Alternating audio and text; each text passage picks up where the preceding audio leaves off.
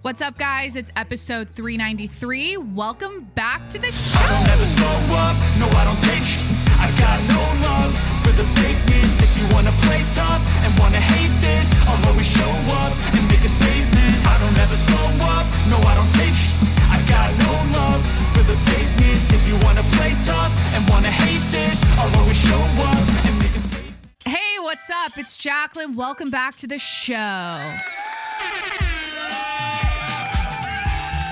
All right, so we have a lot of material to cover today, but I want to set the scene first because I'm feeling myself. I'm feeling this Saturday morning podcasting situation. It's 9 a.m. on the dot, February 15th, the day after, let me turn this off, the day after Valentine's Day. Corey's out golfing. He's playing in a tournament. There's high stakes. Okay, this golf tournament, if they win, his team's been doing this for like 6 years or something, and they want to get the trophy back. But like, if they win, I think a lot of money goes to charity or something. I think that's what this is all for. But then they get to go on a trip to like Pebble Beach on a private jet. So like, Corey's golfing, dogs are fed, my sourdough starter's fed, my sourdough starter is rising. We'll get into that. And I decided I'm going to start the day. I'm going to start I love this, but I'm cozy. I'm in a hoodie. I'm sitting back. I got my coffee. It's like 9 a.m. I have a Diet Dr. Pepper. The vibes are great. I love Saturday mornings. But I decided Valentine's Day was yesterday, and I decided that I want to start off this podcast by, hold on, I have an itch on my nose. Basically, like, I had a come into Jesus moment about Valentine's Day yesterday. And I think the reason why I want to talk about this is because I think I'm maturing. Like, I think this is maturity. I think this is what it's like to grow up and be in your 30s. Basically, I'm perceiving things differently. So Valentine's Day was yesterday, right? And by the way, this is going to be a shit talking session to start the show off with. Oh my God. Do I have enough caffeine in me? It's the Doxy. Okay. It's my perioral dermatitis medication I'm combining with all of my other meds. And then I'm also in my stoner phase right now. So like, I'm groggy from the weed I ingested last night. I'm stoner phase, meaning I do edibles. I don't smoke. I'm not into like smoking weed. I like to eat it.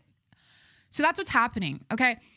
So I decided I'm going to start off the podcast today by talking my shit. This is going to, so it's shit talk, but like also we're talking about maturity and like life chapters and whatnot. So long story short, and this isn't going to sound very girl of me, very women supporting women of me. This is going to be the kind of segment where like as a viewer, as a commenter, if this is a TikTok clip, maybe I'll make one. I don't know. Where you're going to go, you needed all of that equipment to say that. Like, this is why podcasting equipment should be more expensive. Like, this is that's the vibe of what I'm about to say. And I get it. But here's the thing. We all have internal thoughts that, and judgments. And like I have a whole segment on influencer snark and like being obnoxious, being cringe, oversharing, saying your internal thoughts out loud that should say inside thoughts. So like, I'm a walking, talking, running, sitting in my podcast chair contradiction. Like, I always have this like tug of war about like, should I be a bitch? Should I say the thing inside my head out loud? Do other people think this? Is this too much? Basically, long story short, this is what we're going to get into. Okay. I got the ick so hard on Valentine's Day yesterday from single people feeling the need to make a statement, post their little reel or post their little like photo shoot thirst trap in their red dress and their sexy outfit. You know, I love me shit. The reel is like, what are you doing on Valentine's Day? Pilates, bitch. And they're in like the cherry red Pilates set. It's like, I cringed so fucking hard for single. It's not your day. Okay. Valentine's Day is not your day. And I just think it's so like sad and like annoying when it's like, and I'm all about Galentines. Like I'm all about like girls getting together and like have your little Galentines, but like, it's just so cringe. And I think I'm going to take this a step further. It's cringe when it's like, you're 35 and I'll say it. I know I'm being rude. And then I also got the ick from my younger self. Like I would do it too. I do a photo shoot with my 10-second timer in my kitchen with like the white wall background. You know, I would try to make it look all like aesthetic and cute. And then I'd post it. But like the reason I'm bringing this up is because now that I'm in a different life chapter, right? I'm married. I'm in my 30s now. I look back at my younger self and especially like when I was single and I'm so like cringed out by it. So now when I see other single people posting the way I used to post to like get attention and to like, you know, it's like everyone's trying to, you know, get it, right? Like we're all trying to get it and like, that's okay. I'm all, you know, I support that. I'm trying to, you know, I'm still trying to get it. I'm married. I'm still trying to get it. I'm still trying to like, you know, and so like I have a lot of like I have a heart, I have empathy for it. Like I know what we're all trying to do, but now when I see like, you know, I'm gonna just be this is where it's like cunt mode. Okay. It's cute when you're like 18 to 25. It's sad. Now I understand like women don't expire when they're 30 or this is like you're being ageist or you're like, this is like the patriarchy brainwashing happening in your mind or whatever. Like, it's sad when you're 35 and you're posting the Pilates reel. I'm sorry. Like, it's just sad. And I like on Valentine's Day of like doing me, like I don't need no man, like whatever they post, it's like sad. It's like, it doesn't have the same, it's not hot. It's not hot. It's hot when you're like 22 to like when you're in your 20s, you can get away with it. But once I know you're 35, like I'm just ballparking, like it's sad. Like don't do when you're 35 and you're still doing the neener post to your ex on Valentine's Day as a single woman, you look like a joke. Like I'm just saying, like that's the judgy statement I wanted to make. Like I can't help myself. Like we need to mature and we need to grow up. And social media, it blurs so many lines. Like everyone feels like, it's like everything is Gen Z vibes on social media. Like even when you're pushing 40, like we need to have like a graduation ceremony. Once you turn 30, it's like, okay, you're not posting like you did on Snapchat when you were in college, when you were 21, like mature, like elevate, like,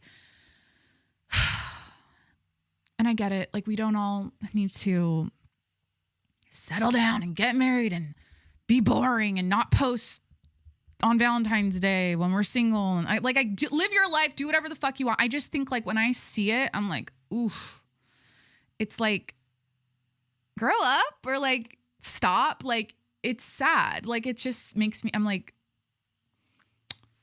but hey, I still do it.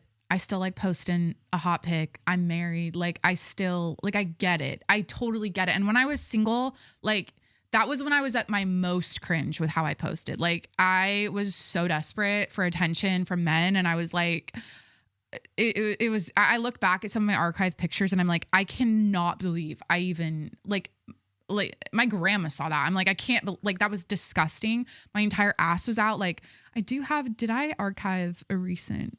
Yeah, I did. I archived I think it was a bikini pic. I was like, I'm married. Like, no, Corey doesn't give a shit. He hypes me up. It's fine. Like within reason, like he doesn't give a shit, obviously. But anyways, yeah, like yesterday was just like rough for the single people Valentine's posts. And then on top of that, it's like the 20 picture carousel. Like that's like the biggest red flag that a relationship's on its way out. Like the longer the caption, like the rockier the relationship. And yet people still in 2025 do it. It's like, how do they not know that information? Like, anyways. So yeah, I have my thoughts and my inside thoughts that should probably stay inside thoughts that I'm going to say outside. And I'm going to kind of regret it after I say it, but like, I feel like I'm maturing because the way I perceive people now in my own age range, especially, is so much different. And it's like, I feel like I'm being judgmental and that's not okay. Like, it's not like I shouldn't be this way, but I kind of like, I see people like having the Peter Pan syndrome thing or like not evolving and like and maturing. Why do people need to mature? Why do I care so much about this? That's the other thing I need to ask myself. I don't know. It just made me cringe. That's all I'm going to say. It just made me cringe. And that that's what I'm going to say. So, okay, now that that's over, we're going to get into the meat and potatoes here of the show. We've got life updates. We've got Luigi Mangione's first public statement to go over. We've got a man inside of a whale, a kayaker that was eaten by a whale. We've got, it's going to be heavy on the life updates and the storytelling about like recent life things that I've been going through and like what I've been up to. There's a lot to cover here. So that'll be the bulk of the show. And then I think I'm going to end with this article from The Cut about Reddit snarkers, because I've talked about my love of Reddit snark and my, like, I don't care how that makes me look. I don't care if that makes me look like, yeah, like there's a negative connotation to Reddit snark. And I like think there's a lot of positives to it as a content creator, as a podcast host. So I see things differently, I think, or like I have a perspective that I don't really hear a lot about Reddit snark as a content creator, like that I want to talk about. And this article from The Cut just came out and, yeah, we'll go over that. So yeah, let's go over what Corey and I did for Valentine's Day yesterday. I'll keep it short and sweet. Okay. We got sushi. It was cute. We got sushi. I baked them a double batch of chocolate chip cookies that I had to hide for a couple days. I had that cookie dough in the back of the fridge. I let it sit in the fridge for 24 hours because I like to do that when I bake cookies. I feel like it tastes way better when you let all of the cookie dough ingredients just meld together. So yeah, I had to like keep that hidden in the back of the fridge. And he doesn't really go back there though. Like, I don't know how he would have had all these packets of like chicken. I get these. It's like, I'm in a phase. I go through grocery store phases all the time. Like for 2 months, I'll be going to Trader Joe's. And then 2 months after that, I'll be going to Vons. And then 2 months after that, I'll be going to Sprouts. And then it's like I have a rotation. And right now I'm in my Target phase. And specifically at Target, I like these shredded chicken packs they have. I don't think they're the healthiest, like the best quality. But anyways, I had those stacked up in front of the thing of cookie dough. I hid that from him for a day, and that was a little scary. But and then the next day I had to mask the smell of the cookies baking. And he comes in the house. He goes, "Oh, it smells so good." Like he didn't even question it though. So I was in the clear. So what else happened? Oh, I got him an Oura ring. Corey got an Oura ring for Valentine's Day. And the reason I got it selfishly was so we can compare our sleep scores every morning. And because I'm convinced that like he's the kind of person where it's like, and I think it's a guy thing where he doesn't need like 8 hours. He can get like 6 and he's like good. And I feel like he's got like a super good heart rate and like I don't know, like he doesn't, I'm more sensy. Like if I get less than 8, I need a nap, and that happens every day. So I take a nap. Like literally it's so bad. Like my sleep is, I feel like I sleep good, but if I get less than 8, it's not looking good on my sleep score on my Oura ring. So I wanted to see like, okay, we go to bed at the same time. We wake up at the same time. Like who scores better? Like, you know, I want to compare the numbers. So I got him an Oura ring. He's kind of been wanting one. So yeah, he woke up this morning. He's like, "Ooh, I got my first sleep score." And he got like a 96 and I got like an 84. I was like, case in point, like it's just wild. Like, so over time, I'm curious to see like what the trend is between the two of us. But anyways, so that was our Valentine's Day. What else happened? Oh, I had to do like a Nordstrom run. I got him. He's never had Saks underwear, SAXX, Saks underwear. So I was like, I'm going to get him some new underwear from Saks. I got him. What else did I get him? Some moisturizer. some shirts. I think I got him a lot of random shit. Yeah. It was fun. I love Valentine's Day. It's sweet. It's cute. We got sushi. This, guys, I'll be honest, like, hi, brain fog. Hi, I need to stop getting stoned every night. And let's go into that topic right now. So next life update, I'm in my stoner phase. Okay. This happens every year. Since I met Corey, every February, we enter our stoner phase. I don't know why, but something comes over my body in February every year where I'm like, oh, I forgot about weed. Like, oh, we can get high. That's a thing. Like, I remember I'm like, oh, weed.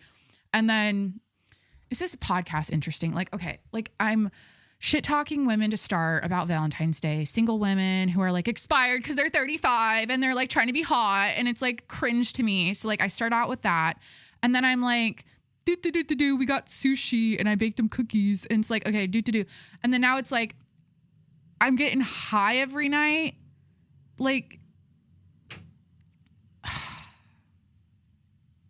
you know, and I'm sitting here and I'm like processing how like brain foggy I am and how I don't know why I do this to myself, you know? I also didn't work out. So like I don't have like that sharpness I usually do. So anyways, I hope you're enjoying the show. Let's just kind of restart it. Hey, what's up? It's Jacqueline. Welcome back to the show. Thank you. All right. So we're getting stoned every night. It's a thing we do every February. I can't explain it, but like for some reason, like this has been a pattern for 3 years now. And yeah, I went to the weed shop. We like the gummies. We like the edibles. And this girl upsold me on like a couple like THC drinks and then this CBD stuff that has THC in it. She's like, yeah, like I can't live without this. So I spent so much, like it got ridiculous. I needed a cart. Like I stocked up because I know like once we've finished this, we won't be doing it till next February. Like it's one of those things where I'm like, what is this? Like I'm also kind of I'm not depressed, but I'm like in this phase of like, we already know I cannot stand the cold. I cannot stand winter. I'm like so annoyed. We just had like a rainstorm. The weather in San Diego has been like, and just not ideal and not sunny. And I'm freezing all the time. Right. So I'm in this phase of like, I'm angsty about how cold it is. And I just need to zone out and get stoned and like watch TV at night and just like, you know, wait for spring, ride it out, you know? And that's just kind of what's happening. So yeah, I don't like this time of year. January until May is BS, bitch. Like I hate this time. And this is what I need to work on. Like next year, I think I'm going to do an REI run next October before winter starts in San Diego. And I'm going to do like a full restock of Gore-Tex fabric clothing for the, like, I need clothing graded or whatever for like Arctic weather. Cause like that, I can't do it next year. I cannot be cold for how many months? October, like 5 months out of the year. I always think, oh, I'm in San Diego. Like I just need like a light jacket. Like I don't need a big, no bitch. Like you need the puffy coat that's down to your ankles. Like, so next year, I think I'm going to stock up and do it right. And I just don't have the right things here. I sent all my coats back to Washington, or I didn't even take them with me when I moved here. This will be my 7th year in San Diego. Holy shit. So yeah, like come next year, I'm going to be, you know, looking like an Eskimo walking around San Diego. And I don't care. Cause like nothing is worse. I'd rather be too hot than too cold. Like 10 out of 10 times, or like, my brain isn't working 9 times over 10. What am I trying to say? I would rather be too hot than too cold every time. I don't know. Whatever. Okay. So sourdough starter. Next topic. Am I a podcast host? Is this my 493rd episode? Fuck. Okay. We'll get into it. Like I'm still kind of warming up. All right. Well, let's start over again. I'm kidding. Okay. So we're getting stoned. It's February. We've done this for 3 years in a row. It's fun. Whatever. I honestly like don't love being high. I just do it because I'm like, oh, like I forgot about this. And then now we're doing it. And then I'm like, picking my face more and hyperfixating on like a zit that now I'm like, it's not good. I'm trying to cure my perioral dermatitis. And that's the thing about weed. Like I'll just like, it doesn't have to be picking my face. It could be anything. I get like so hyper fixated on it where like 10 minutes will go by, or I don't know. It feels like 10 minutes. It's probably a minute. And I'm like, oh my God, what am I doing? I need to snap out of it. Like it's like fun in the moment. And then you're like, this is not like healthy. So yeah, I don't know. Maybe I'll throw it all out. And Corey and I are just like not weed people. Like we're just, I don't know. We're just not. Like I don't really, and I don't like when people are like, I don't know. Never mind. Okay. So I was going to say something cunty again and mean. And it's like, I don't know. Okay. This is a 1-star episode. It's okay. If you have to go to the Spotify or Apple podcast app, by the way, subscribe to the podcast while you're there doing the 1-star review. Like I understand what's going on here and I'll admit to that. Okay. Thank you for staying on this ride with me though. We will get through it. Let's talk about my sourdough starter. Okay. Because life update, my sourdough starter doubled in size. It doubled in size. It took me like 3 weeks. We're finally bubbling up. We're finally coming to life. That's why my first 2 loaves, I did a live taste test on last week's episode. You can go watch me eat sourdough on episode 492. That's why it didn't look right or like rise. It was like underproofed or overproofed. So now we're off to the races. My sourdough starter is consistently like doubling in size and growing, and I'm feeding it. And this is like okay, let's talk about my mind. There are certain things that I come across in this life that I get obsessive about and like I get super interested in. And I'm calling it right now. I'm going to open a bread shop.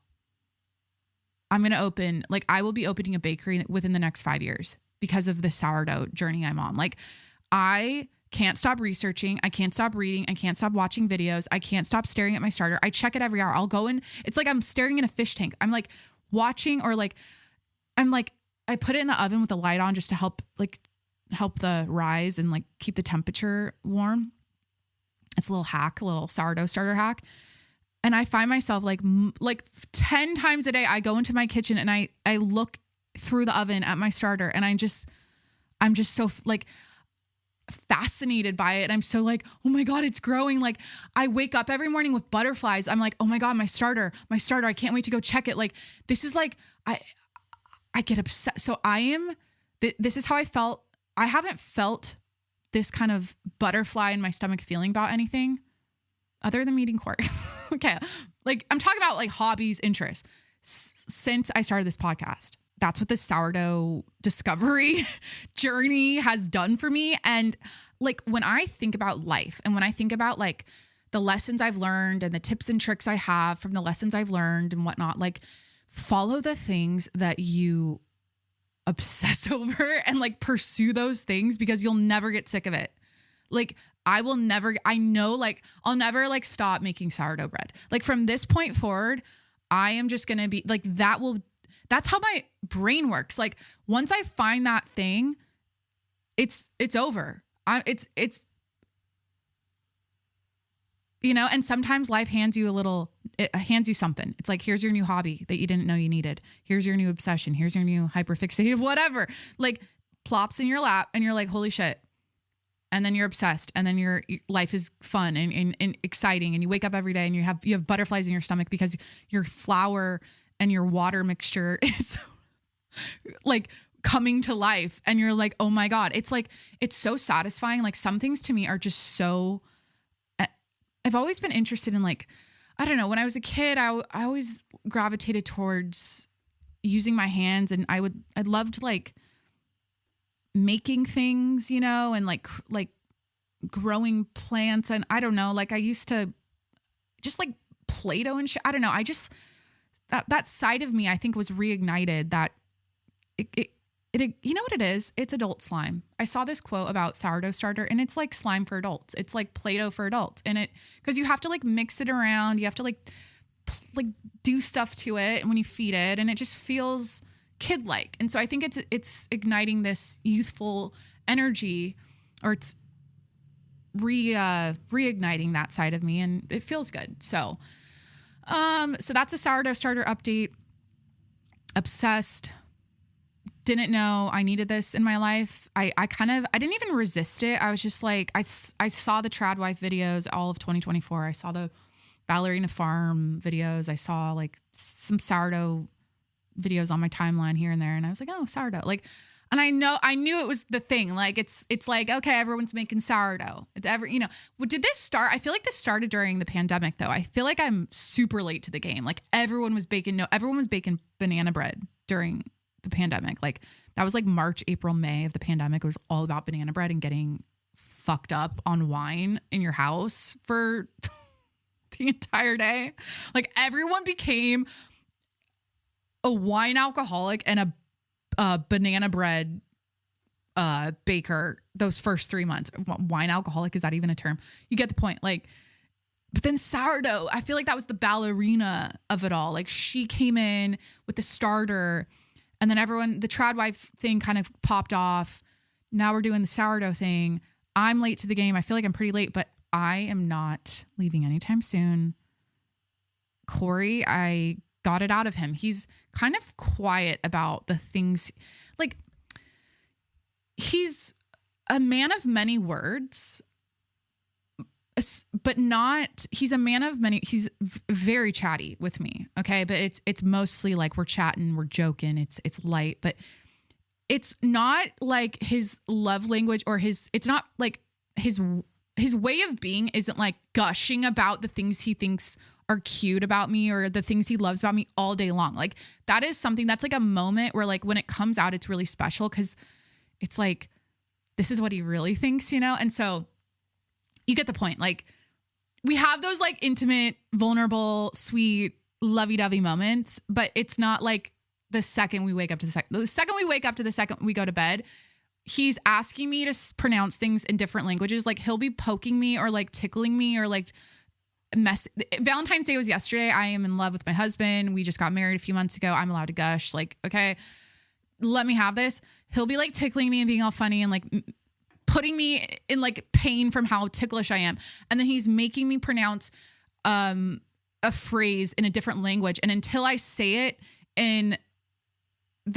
until he deems the way I say the phrase in the language he's requesting appropriate enough, or if it sounds enough like, and this is like, am I is this racist? Is this like, okay, you get the point. Like if he asked me to say something in Chinese, like I have to say how I think he would say that in Chinese out loud. And then he tells me, like, he won't stop tickling me until I do it good enough in a Chinese accent. Or like, he'll say, ask for Russian. He'll ask for like, Spanish. He'll ask for like Italian. Like, so yeah, that's what we're doing from the second we get up to the second we go to bed. But what I'm getting to is I got out of him last night at sushi that he thinks it is so cute. Like, I'm like, do you ever just like watch me do something and it makes you smile? Because I watched him get us a table last night at sushi and had a moment of like falling in love with my husband. And I saw him standing in the front of the line because he just goes to the front of the line. There was like 40 people waiting for their to-go orders. I observed him from a distance and I go, I love that man. I just couldn't stop staring at him. So I asked him, like, do you do any, by the way, he told the waiter, he clocked the one open table in the restaurant. He went to the front of the line. He goes, my wife is 9 months pregnant. No, he literally, I think, pulled the pregnant card. I think he did. Which he didn't tell me I needed to waddle when I walked through the restaurant. He went to the front. All these people are like waiting. I don't know. And they sat her ass down at that table, the one table that was open. I don't know how he did it. He always gets it done like that. But anyways, I asked him at dinner, I go, is there something cute I do that you like see from a distance? You're like, oh, that's so like, oh, I love watching that. And he's like, I think it is so cute how you love your starter and you go and you like check it and you stir it up and you can't stop talking about it. He's like, I think it's so sweet and cute how you do that. And yeah, okay. So that's the sourdough update. I think I'm going to try to bake a loaf tomorrow, like a Sunday loaf. Okay,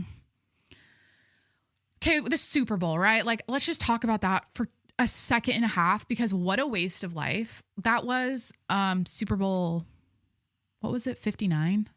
I don't remember. It was the most unremarkable, unrememberable,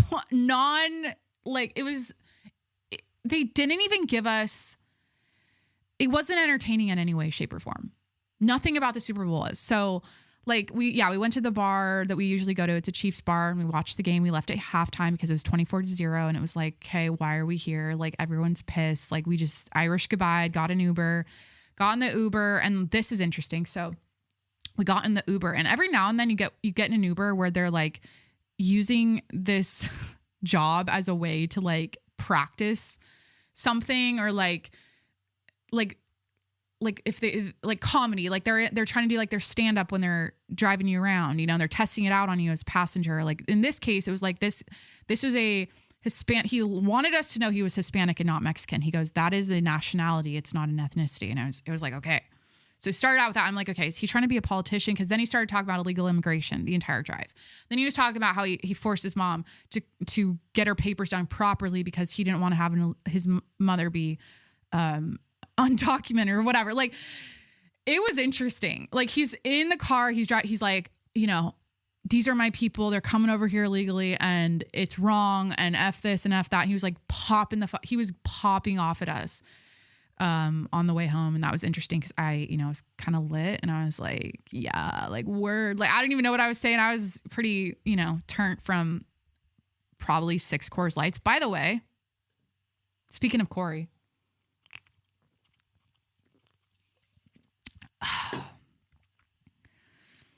I trust him so much and I don't question what he says so much to the point where I checked the time of the Super Bowl start.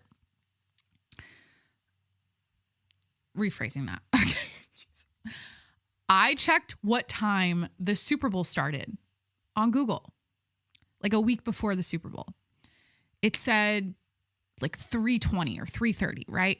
I'm in the car. Corey and I were like chit-chatting about the Super Bowl we're going to do. And I'm like, oh, I wonder what time it starts. And I told him 3:30. Okay. So in my head, this whole time, I'm like 3:30.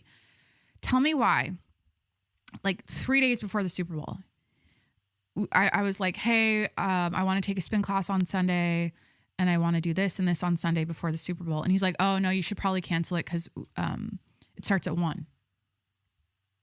So I didn't even, this is what I'm talking about. Like, I didn't even flinch. I just go, okay. So then come to find out. So we get to the bar at like 11 a.m. because it's the Chiefs bar of San Diego. We're like, we got to get there early. We got to get a seat. We got to, you know, we know people there and they had a table for us and everything. And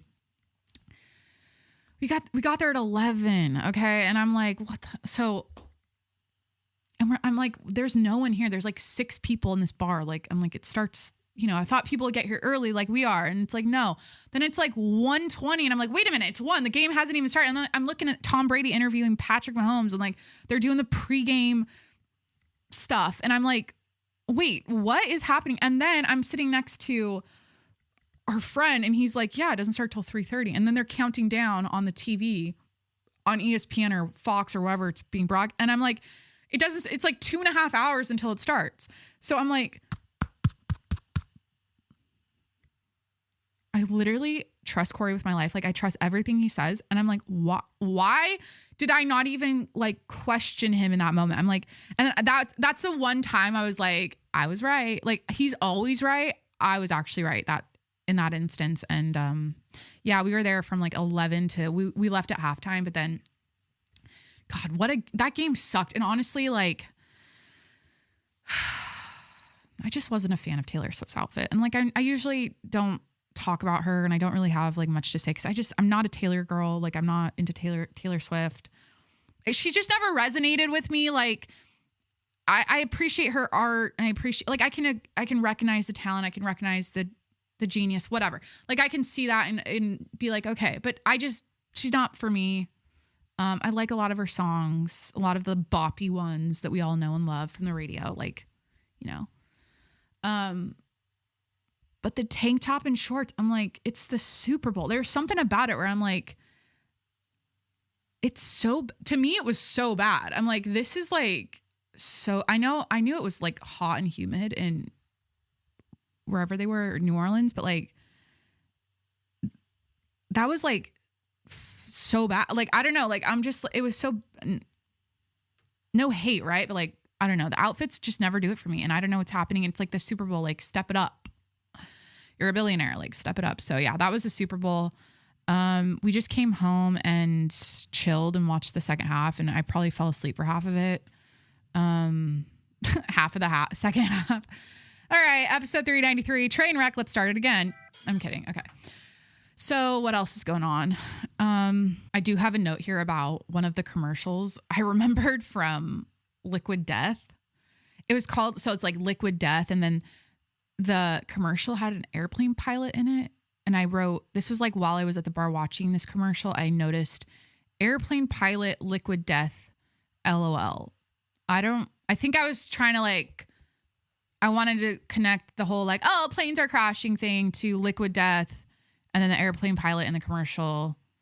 Don't really know what I was going for there. But like, that's honestly, I don't remember any of the commercials. Didn't rewatch any of them. Oh, Kendrick. Like, oh, should I talk about that? The halftime show? Like, amazing. Great. I'm a Kendrick fan. I'm not like, oh my God, I'm obsessed with Kendrick Lamar, but like, I thought it was nice. I really don't have any notes there. I just like his vibe. I just like his branding or whatever. Like, it's artsy fartsy for a rapper. It's like, how do I explain his aesthetic or like his brand? It's just very, I don't know. It's cool. Like, it has a feel to it. Kendrick Lamar has a palpable vibe that you can't really put your finger on. It's like only he can do it, you know? Only he has that essence. It's his own, and that's cool. Like, he is very much a one and only, an individual, a unique, like, some artists have that, and he definitely has that. But it's one of those things where he comes out with the black gloves on the car, and he's like sitting there, and he's like, you know, doing his little like first couple lines of the song, and he's on the hood of the car or whatever. And then you're like, oh my God, he's wearing bell bottoms, and then I don't know, just the jacket, just he's like short. I don't know, just like the whole thing. I'm a fan. I like his music. Yeah, so that's my take on the halftime show. I don't know. I really don't have much. The Super Bowl was so last year, you know? All right, so, we went and saw Flight Risk with Mark Wahlberg. We love going to the movies. Okay, so here's where I'm at. So I only go to movie theaters with reclining chairs and like food service and alcohol being served. Like, I want the full experience when I'm at the movie theater, like, because in my opinion, it's like, you're already going to do the dinner and a movie thing, right? So just combine it. Like, sit back, have a glass of wine, get your popcorn, get your little appetizers, watch the movie. It's like the perfect date night. So we, in San Diego here, I feel like they have them everywhere. We have a movie theater place that has that, and we just go. Like, I don't really care what's on I don't really care what movie we're watching. I'm not really like, oh my God, it has to be good, or what's the point of going? Like, I'll watch anything. So this week last week we're like, let's go see Flight Risk. It was like the timing, right? This movie comes out. It's basically a plane crash movie. The comedy was unexpected. Just the whole movie was like, there wasn't really a story. Things were just happening, and it took you on a ride, literally like in a plane that was crashing. Like, and it was funny because you're like, it was kind of like the comedic relief we all needed, considering like what's been going on with the plane crashes in the world. But the timing of it, I'm like, I don't know if I needed to see that. I am getting on a plane next week, going back to Washington. Yeah. So we saw that. It was fun. I'm trying to think. There was another plane crash here in San Diego. It wasn't a crash. It was a fighter jet that dipped in the water and they ejected. So they were good. The pilots were, but like, damn, they just keep falling, you know? There was a plane crash, I think, in Alaska. It's like a smaller plane. I don't really know. I saw that. They're doing like I looked it up. I can go like minute by minute of the Black Hawk helicopter, the DC plane crash, they have like a timeline of events of like exactly what happened in each minute. I could go through that. That could be a segment here. I think I have it pulled up, but yeah. So yeah, we saw flight. These are the life updates. What else is happening? I got to tell you about two really important life updates right here. I have a Target meat situation and a shampoo and conditioner situation. Not related to Target, related to I don't really know what. My brain not working proper. I don't know. So let's start with Target. So like I said, I'm in my Target phase. I go through grocery store phases. It's like every other month I'm going to a new grocery store, right? So I'm in my Target phase. I go to Target. Something I've noticed about the Target cashiers is that they're high or they're drunk. I don't know, or both. Like I've smelled, last time I was there, my checker was clearly stoned. And then the checker behind me was clearly that it smelled like red wine. Like, I mean, I was like, oh my God, it was a lot. I was like, oh shit. Okay.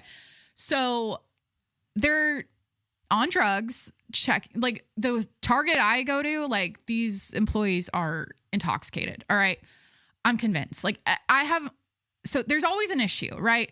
So it's the last 3 times. So this is my 4th time going to Target in a row. Okay. The first time, I'm trying to think of the cashier I had. Basically, like the first couple times, it was obnoxiously slow. Like,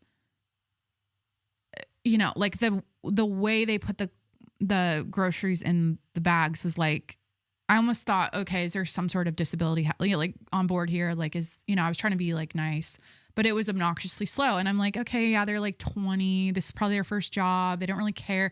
There's an AirPod in. They're like not even paying, it was one of those things. So I'm like, all right. Then it happened again the next time I go to Target. And then what was it? The 3rd time I go to Target, or the 4th time, what was the last? I don't know why I care so much about the time, which one it was, but,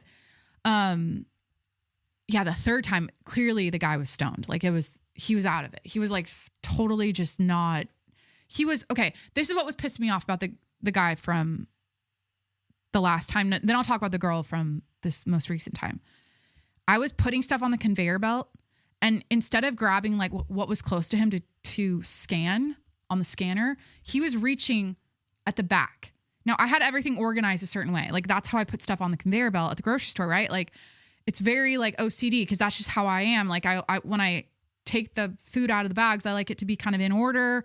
So he was just reaching for like the furthest away from him. And I'm like, what is he like, again, like probably on drugs. I don't know. Like it was like 2 p.m. I go to the grocery store in the like random days of the week in the middle of the day. Cause I'm like, that's the least busy time. It always is. Like if you go at night, it's a shit show. If you go on the weekends, it's a shit show. So yeah. And then this last time, let's talk about the Target meat situation. That's what we're going to call this segment. It's like, okay, I show up with bags. Okay. I have my 2 reusable bags that I bring with me. Right. So I go to the cashier, push my card up, and I'm like, hey, I have these 2 bags, like for the groceries. Right. And then I hand them to her and she's like, oh, great. And then I noticed she's checking out my food and stacking everything up. Now, mind you, I have those 2 reusable bags ready to go. Like they're sitting there like you can fill these up. Like you could put food in them. So she's stacking all of the food up. Oh, and she goes, this is what it was. I go, here are my reusable bags. And she's like, oh, great. And I go, maybe we should put the heavy stuff in them, like these drinks. I had drinks in the back or like in the cart still, but I was like, we should probably use these for the drinks. So anyways, I think she was like stacking up the food because she's like, oh, I'm going to put the drinks in these 2 reusable bags. So what happened was all of a sudden, everything is stacked all around the cash register and like just off to the side. Everything is stacked up. I mean, it's getting taller and taller.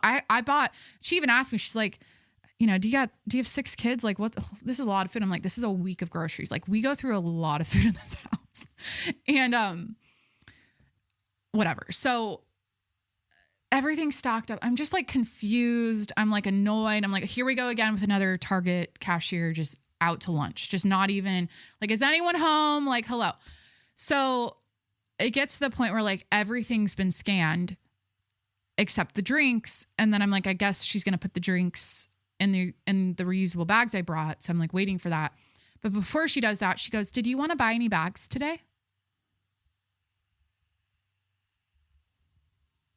Do you want, and I'm like these plastic ones that are in front of you that you could have been putting the food in the whole time. Like the ones that we always like, that's just like what you do when you're checking food out. And like, you know, and I'm like, oh yeah, totally. Like, yeah, definitely. Like, and she goes, oh, okay. And then she starts putting all the food in it and like doing, and I'm like, you would think like, oh, the food that doesn't fit in the 2 bags that this woman brought will just go in these bags because where else is she going to put them? Like they're 10 cents, right? Like I know, oh, you shouldn't use plastic bags at the grocery store. You should bring your own. I only brought 2. Okay, I didn't bring 10 like I probably should have. But like common sense would tell you like that's, you would think. We're not done yet. So I'm helping her. I'm putting all the bags in the cart. She's putting all the drinks in the reusable bags. Okay. I leave Target, leave the store. I get home and I'm like, something's missing. And I'm like, I was going to make a bolognese that night. And I'm like, where's my ground beef? I'm like, I got steaks. I got all this like red meat. Not the best selection at Target, by the way. I suck it up. I do the best I can. They have some organic stuff. It's okay. But, I'm quickly noticing that like the meat's not here. So I'm like, fuck, of course, right? It's Target. And, this is just standard now. Like I keep getting these dog shit employees checking out my food. Partially my fault for not like noticing the missing bag, probably like sitting there. I don't know where it was when whatever. So this is the situation with the Target meat. At this point, Corey had come home and I was 100% sure the meat was left at Target with that cashier that totally just failed at her job. Like, it's the age range. Is this how 20-year-olds? She was probably like, 20, if that, like pretty young.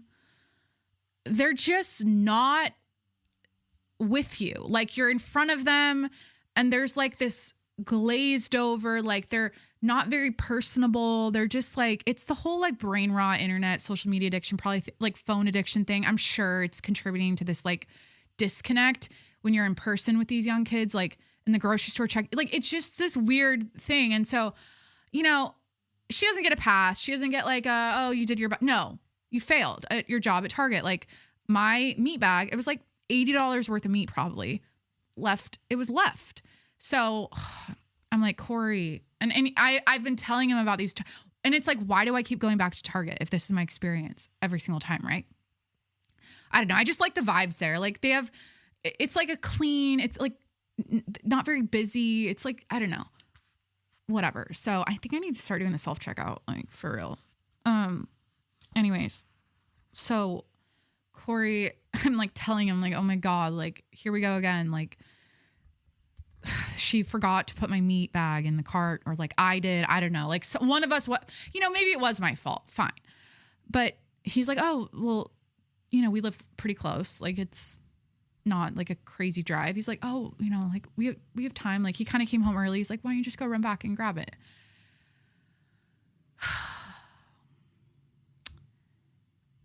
He is so like that. Like he is so like, for him to just like run an errand, for him to just like go and like do a little quick thing, it's like not a big deal for him. And for me, it's like,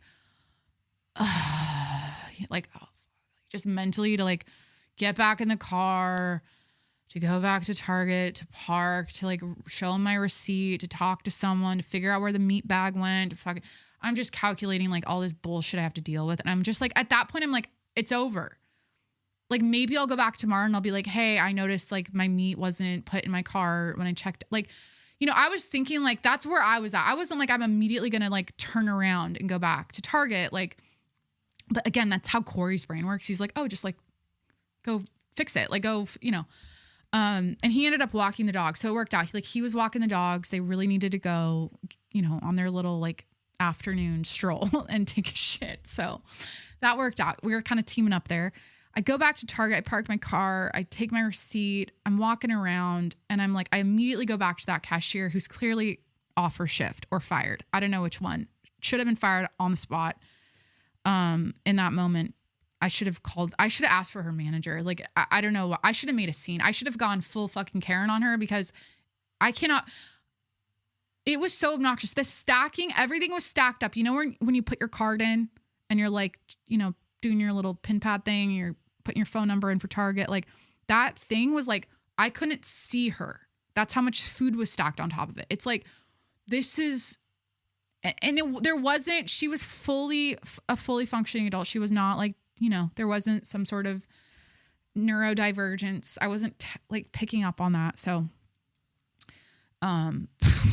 so anyways, I go into Target. I immediately go back to the cashier. She wasn't there. Probably on her break, whatever, fired. I don't know. So then I'm like, shit. And then I'm like, okay, do I just go to the meat section and just grab the things that I'm missing and just like tell them like, hey, this was left here. And I want to like, so I was trying to like figure this out.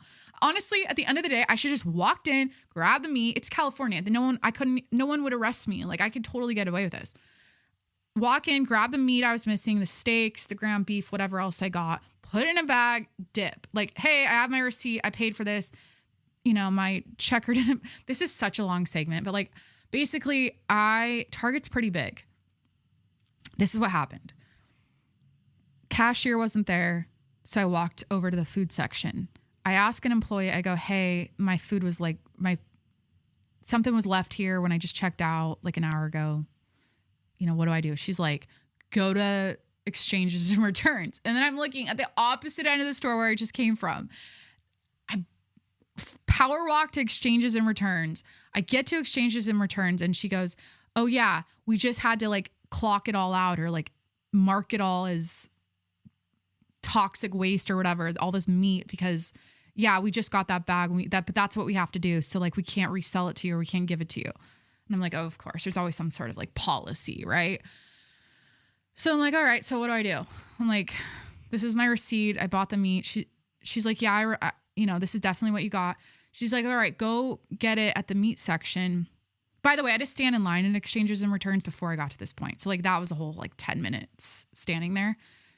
She's like, go get the meat that you bought and bring it back. And then you'll be good to go. So I'm thinking, okay, if I had to bring it back, she just has to like verify that what I got matches what I got in the receipt and like so I'm like, all right, fine. So then I have to like go to the opposite end of the store to the meat section. I get the meat and then back to the other end of the store. I mean, I'm just like, at this point, it's like 10 football fields of distance, just back and forth. And I'm annoyed because I'm like, I want to make dinner. I just want to be home. I just want to hang with Corey and the dogs. Like, this is like adulting, like bullshit. It's just stuff, like it's fine. But I just like hate it. I'm like, why don't I order my groceries to get like delivered? Cause like, I don't know. I do personally like love grocery shopping though. I find a lot of joy in like looking at everything and selecting everything and browsing. And like, I just love shopping in general. Like I love it. So get back to exchanges and returns. And I'm trying to like beat people to this line, but there's like 10 people waiting. And I'm just like, fuck me. Now I have to wait again. So now I'm standing there with a bag of meat from the Target meat aisle at exchanges and returns. And I'm just like waiting, people have shit they're returning. They're giving them the receipt. They're bringing, I don't even know. You know how it goes with like when you return something. So you can imagine like I'm witnessing this and I'm like, I already bought this and I have to go to the front of the line to confirm the meat in this bag matches the meat on my receipt.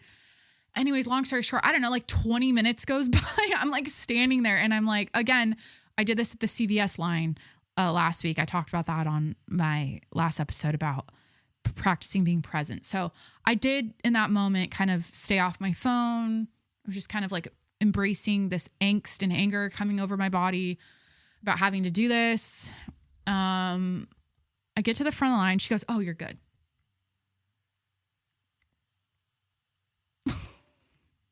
Bitch. I wish she just like waved at me in the back of the line. She could see I'm waiting with the bag of meat and just went like, "Oh no, you're good. Like keep it moving." So I stood there. So that was the Target meat situation. Let's talk about the shampoo and conditioner situation. I got to like keep things moving. Okay. I have a hair appointment. What time is it? I have time. Get my hair fixed today. So this is a good segue. So I'm getting my toner put in my hair. It's still growing very long. I am drinking a Diet Dr. Pepper or Dr. Pepper Zero Sugar at 10:17 a.m. When did I start this? 9? Okay. So we're coming up on an hour and a half. Or maybe less. I don't know. No, like I had to like edit something out. You guys don't even know this. Like this has been a train wreck to record. I'll be honest. There's some choppiness when I started this episode. Like, and then I almost deleted the whole thing and I'm like, fuck this. This is just not my day. And then I just pushed through. So I don't know what time we're at right now, but I'm drinking a Diet Dr. Pepper 10:17 a.m. and I'm getting my hair done. I'm getting a toner put in it. I have to pick up some dog food. We switched over to Ollie instead of the farmer's dog. And anyways, so this is what's going on with my hair. Okay. This has been going on. Okay.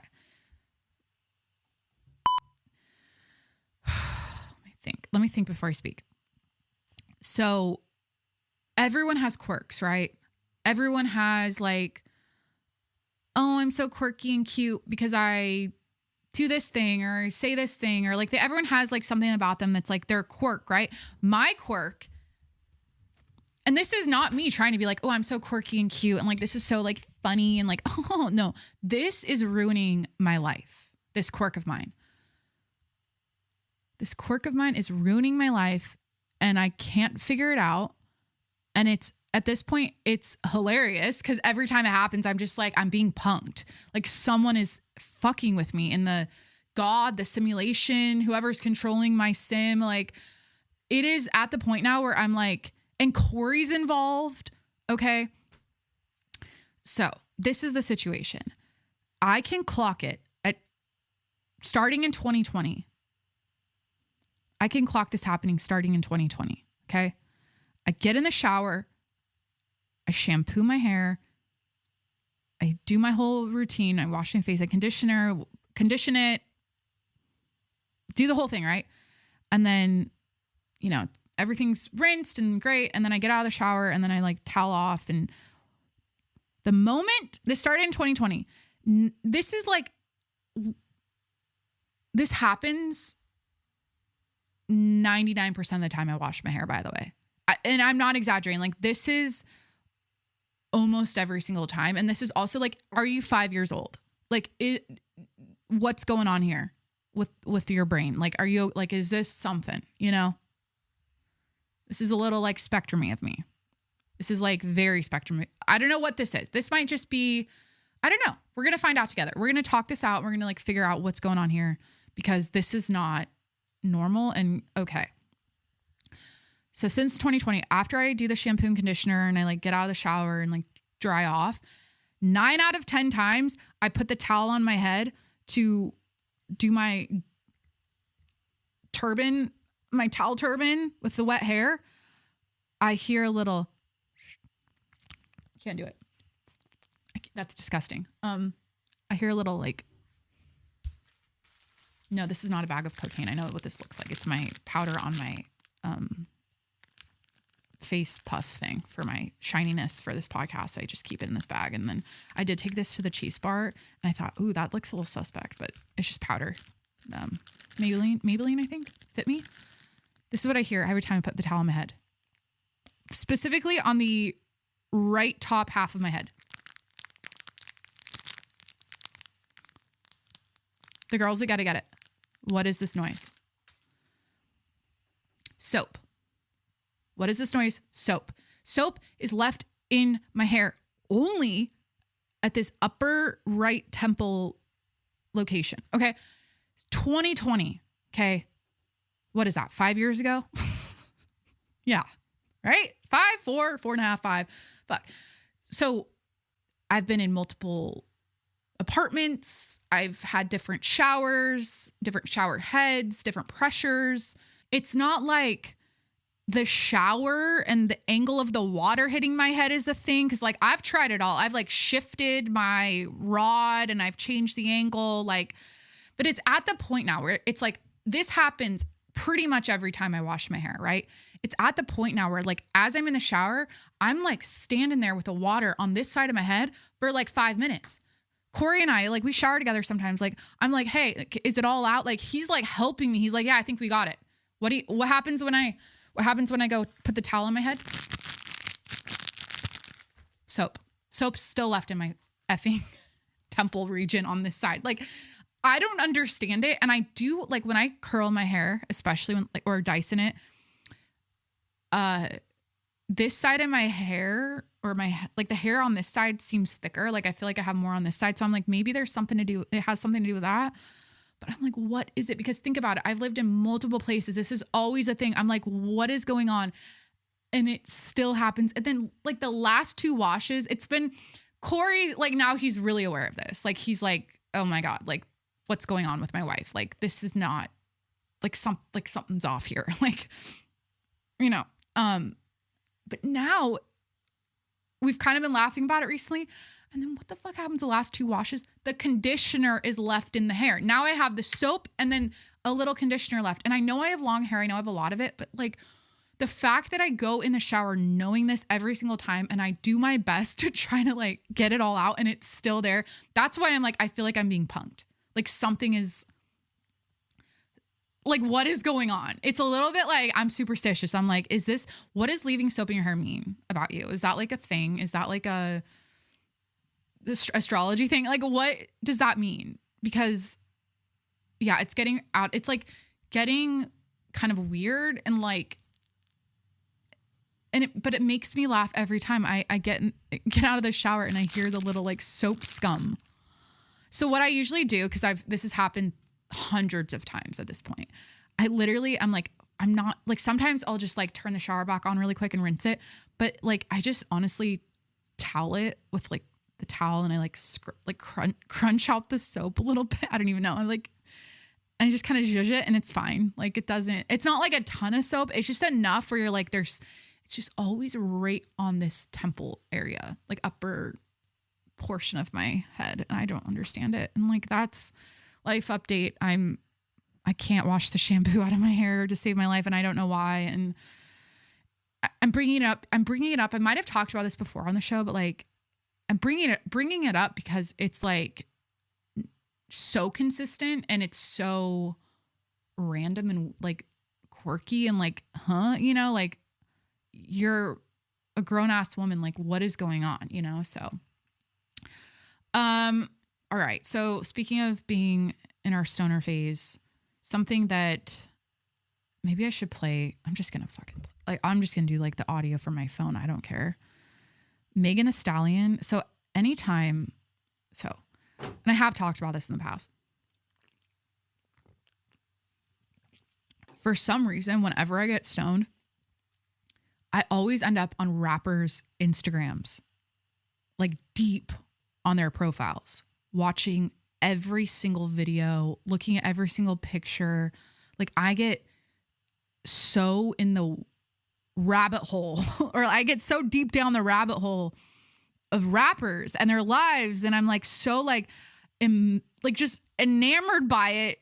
Like as I'm like high as like, I'm just like, this started in college. Like I remember getting high in college and like ending up on Tekashi 6ix9ine's Instagram. Like it always ended up like, he was always my last stop. Like I'd be on like other rappers and then it'd be like Tekashi 6ix9ine to end the night. Like I'd always just end up there. So this last time or like recently I got on Megan Thee Stallion. Is she a rapper? Like technically, yeah, like a rapper singer. I got on her TikTok and I was like this was my like night the other night. Just on her TikTok oh gosh, hold on. I don't want this to play. but it was her voiceovers on her videos that did it for me. I was laughing so fucking hard. Just the way she does her voiceovers. Let me see if I saved one. Oh yeah, I think this is her working out. Let me play this. I don't care. I'm putting my phone in the microphone. I know this is like, come on. You have better technology than this, but. What's up, y'all? It's your girl, Megan Thee Stallion, aka the Hot Girl Coach, and bitch, I am back in the gym. But actually, okay, this was funnier when I was high. This is not as funny as I thought it was. But wait, let me like play a little more. She's like working out in the gym. my ass. Even though on Hot Girl Summer Tour, we was basically doing 90 minutes of cardio every day. These motherfucking waist bitch is taking me out the game. You can see right there I'm huffing and puffing because this goddamn gym finna blow me down. So anyways, I told my trainer, okay, we got to keep the goddamn making these going. He said, you know what? So we finna do some invisible toilet sits. 1, 2, 3, 4, 5, 6, 7, 8. I know y'all see them goddamn quads popping, bitch. I said, hold on, sir. Let me go ahead. You know what I mean? Like, you can imagine why that would be funnier when you're stoned. Okay. Anyways, I like watched all of her videos with like the voiceover, and I'm just like, well, yeah, but I don't know what that is. It's always like rappers' Instagrams or their TikToks. Like, I don't fucking know. So, okay, I did that. And then also I rediscovered, like, this is like look, I feel like everyone I really like from YouTube or like social media, most of them have been canceled, and for pretty good reasons, or like, like legitimate reasons, right? Not like, well, that's like up to, I don't know. It's Jeffree Star, Shane Dawson, Trisha Paytas, like these OG people. Like, I'm not super fans of them, but I rediscovered Shane Dawson's series on like Jeffree Star. Do you guys remember this back in like 2018? They made the conspiracy palette. Shane did a whole like documentary on Jeffree Star's life. He did it for Trisha. He did it for Tana. Like, he did this series, and I always like Shane. For me, Shane Dawson and Trisha Paytas, back in the day, like when I was deep in my eating disorder and like hating myself and just feeling like super lost and like I didn't like myself, and when I was going through that like dark phase, which was like most of my 20s, but especially like in college and then right out of college, like Trisha and Shane's personalities and just the way they talked about themselves and the way they express themselves was so therapeutic to me, because I would just like be at home and I'd be like by myself in my little apartment watching their YouTube videos, just like binge eating like fucking whatever. And it was just like therapeutic to watch them talk about like their food struggles, their body struggles. And so anyways, they always kind of like had a special place in my heart. And I just think they're extremely interesting, entertaining people in general. Like their mannerisms, like just the way they are, like, I don't know. I just find them honestly, love them or hate them. Like I'm always going to be a big fan. But Jeffree, so I like came across a Shane Jeffree documentary video I didn't see it yet. It was about like the new life of Jeffree Star, about him moving to Wyoming and doing his whole like yak ranching journey and like, making TikToks and everything. And people have been talking about Jeffree Star and his TikTok situation, his TikTok live situation, like his TikTok, like era he's in. And after watching that Shane Dawson video from, I think it was 2022, of when he had moved there, and he's like, I left LA. I'm so over that lifestyle. I'm so over that like superficial, fake, like, he had like the craziest mansion and like all the things. Like he made it. Like he bought everything he could ever buy, bought the biggest house. He was like the Mr. Beast of, well, he's like the Mr. Beast of makeup YouTube, right? Like he was that guy. Like he climbed to the top. And then, the beauty industry's changed, like YouTube's changed. A lot of things have changed, and now it's like TikTok, right? So he was kind of saying that he's like, basically, I don't love TikTok, but I do it. Like, this is what you have to do now. But I don't know. I just was watching him in that video with Shane, and I think there's a happy medium for Jeffree Star between LA and Wyoming. And I don't think it's like full on yak rancher. And when he says he's happy, when he says like this is what he wants to do and this is his dream, I feel like I don't believe it. Like, especially from that documentary, something felt like I can see he's definitely more calm and at peace. And like, this is definitely like a therapeutic, like doing the yak ranching and living out in the literal middle of nowhere. Like during the documentary, like you see like around his farm and it's just like nothing. I mean, he has like, it's like a 10-mile dirt driveway, like super Timbuktu out in the middle of nowhere. So I don't know. I just like, because people have been talking about Jeffree Star and his TikTok, and I see it too. And it's kind of like, if you're doing well, like, do you really need to be plugging TikTok shop shit all day long and constantly being on TikTok live? And I don't know. I feel like he's approaching TikTok like he did YouTube. Like, you got to conquer it. You got to like, you know, max out your presence there. And like, I feel like the way he's doing that is through the lives and like TikTok shop videos and like promoting his new product launches. Like, he's definitely doing that. I think that's how he's thinking of it, but it obviously looks desperate. It obviously looks like a little bit wacky for Jeffree Star to be doing that. But yeah, I don't know. I don't really see, I don't know. It just seemed kind of like off, like his ranch in the middle of nowhere with all the yaks. And then he's like, we got to do he was talking to Shane. He's like, yeah, you know, I batch my content. I make like 10 TikToks in a row. So this afternoon, it's like, he doesn't seem like happy saying that or doing that. He was saying he liked the educational long form YouTube videos, but like nobody watches those anymore. Like, everyone's like, that's just not where the attention is. And it's kind of like, oh, he has to do this TikTok thing. And I'm like, I don't know. Like, I feel like he wasn't happy saying that. I don't know. So I almost feel like he says like he's going to like quit YouTube, or I don't know if he already did. I don't know when his last video was, but I don't know. I just feel like TikTok for him, he needs to like, I don't know what he would move on to. Just yak ranching and not, I don't know. He has a makeup company.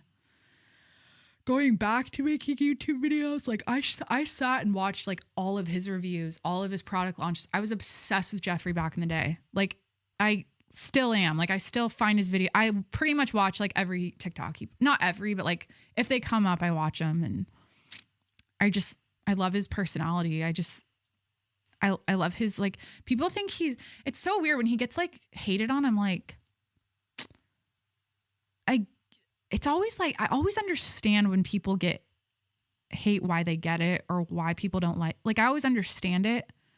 But with certain people, like certain influencers and celebrities, I'm like, the way they're hating the surface thing. Like, they're hating like the low hanging fruit. They're hating the thing that's like obvious. That's like right there. That's like, you know, and because of that one thing, they're basing their opinion of that person on that. Versus, I feel like I see like the thing that most people like hate on or like don't like. And then I'm like, okay, I, you know, put a pin in that. And then I don't know. I just like see I see the goodness. Like, I feel like I have a ability to like see, cause I think I can understand like with content creation and putting yourself on the internet. I understand when people come off as obnoxious or cringe or extra or whatever you want to say. Like, I understand they're doing that because it's entertainment. Like, I can, you know, so if that's why people hate you, it's like, well, that's why they're watching you. Like, that's what makes you money. Like, being a lot, you know, saying crazy shit and like, so whatever. Anyways, what's this episode right now? Hold on, where are we at? Yeah, I was watching I watched old YouTube videos. It was super therapeutic. Because for the most part, Corey and I sit down every night and we'll watch like Netflix or like shows or like CNN. We love watching CNN right now and just watching how mad everyone is at everything Trump's doing. It's so entertaining just to like see how disgusted they are with like every decision Trump is making. It for them, like every night when they analyze like the latest Trump what like thing he's doing, like what do you call it? Like he's signing things to happen. What do you call that? I'm brain dead. Yeah, I don't know. So we've been watching, but anyways, we usually watch like Netflix or the news or sports. And then the other night I'm like, no, like I want to just go down the rabbit hole of like old YouTube videos. So I was on Shane's, I was on Trisha's, I was on Jeffrey's. Who else did I watch? I was just watching old YouTube videos and it's like, oh, that was like me when I was sad. Like that's what I used to like lean on. And those were the people I used to watch. And it was kind of full circle to like sit there with Corey, and he was getting a kick out of it. He was actually like enjoying it a little bit, which was kind of fun to see. But okay, so am I going to read this article from Luigi Mangioni's first public statement. We have that. A man getting swallowed by a whale. Okay, let's read Luigi's first public statement. So I think I asked the question last week, like, where the hell is Luigi Mangione? What's going on with his case? Like, what's the latest? I guess, what's the date? I think he has a court appearance in like a couple days. I think the 17th I read. I forget. But this is the statement. This is his first public statement. Like, there's not a lot going on because he's like sitting and waiting. Like, you got to like, you know. So this is it. So Luigi Mangione says he is grateful for the support he's received after being charged with murdering United Healthcare CEO Brian Thompson. In a first public statement shared on a new website set up by his legal defense team on Friday, February 14th, Mangione, he's 26, wrote, this is what he wrote.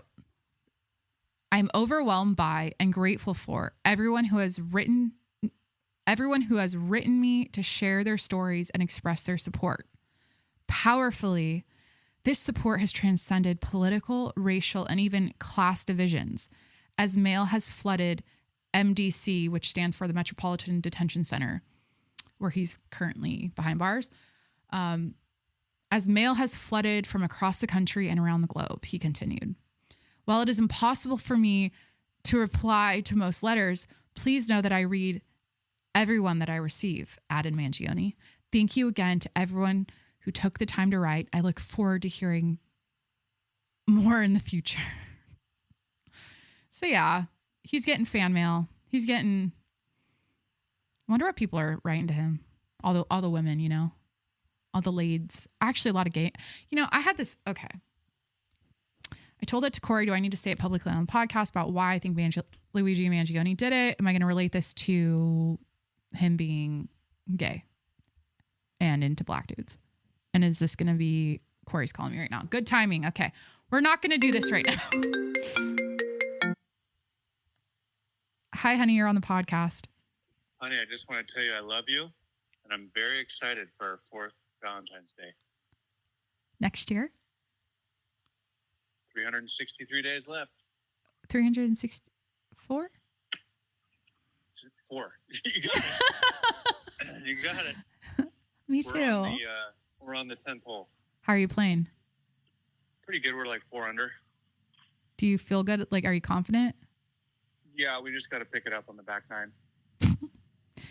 Did you scope out the competition? Like, is there like stiff competition, or is it like... Right now the leader's at 6 under, so we got to step it up. Mm. We got to step it up. How are you putting? Putting, so. We got to make more putts. Make more putts. We got to make more putts. Fairways and greens. All right. All right. Love you. Thanks, hon. Bye-bye. Okay, bye. Yep.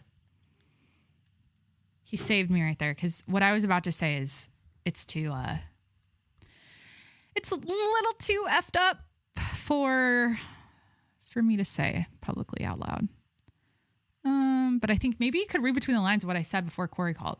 So yeah, that's Luigi's statement. And then there's this kayaker that got swallowed by a whale. Now, if you guys remember, like 3 years ago, or was this 2023? What year was it?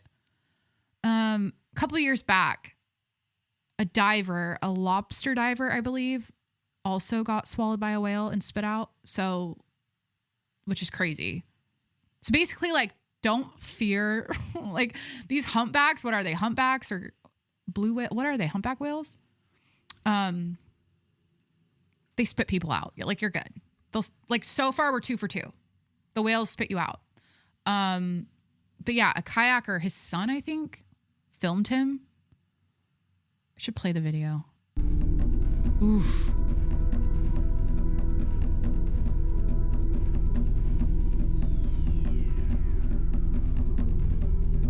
His dad, I think, caught it on camera. So a kayaker is speaking out after he briefly found himself inside the mouth of a whale. Adrian Simoncas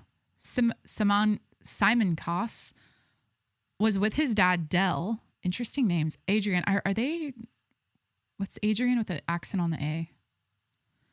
Dell, his dad, Dell, and they're in the Strait of Magellan, a tourist attraction in Chilean Patagonia, on Saturday, February 8th, when he suddenly found himself inside the mouth of the humpback whale, according to the Associated Press. So humpback whales. I think the guy from a couple years back was also humpback, I believe. Footage of the encounter captured by Dell, the dad, showed the kayaker quickly getting scooped up in the massive animal's mouth and disappearing for a few seconds before resurfacing a few yards away. So this is his quote. He says, "I thought I was dead. I thought it had eaten me, that it had swallowed me. When I turned around, I felt on my face like a slimy texture. I saw colors like dark blue, white, something approaching from behind that closed and sank me. Ooh, at that moment, I thought there was nothing I could do." So he said he felt like a slimy texture.